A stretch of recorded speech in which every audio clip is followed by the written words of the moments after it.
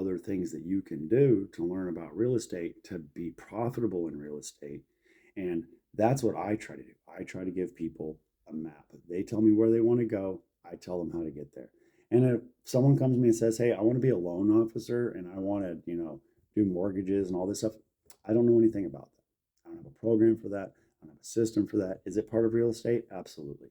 But it's not something that I've ever been involved in enough to consider myself an expert, to be able to give the advice, to be able to do that. So there are things that I'm just not aware of enough within this industry that I'm not going to try to steer people in that direction. I'm not going to act as if I could be a mentor or a guru or some sort of expert just because I'm in the industry.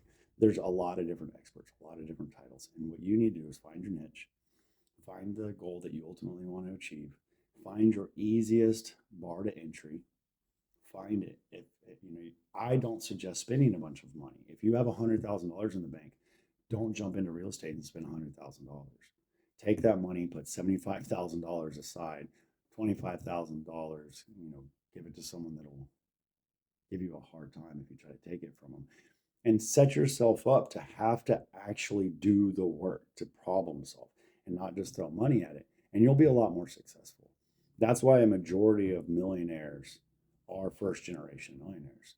It's not because they were set up or given opportunities or chances, it's because they had to fight for it.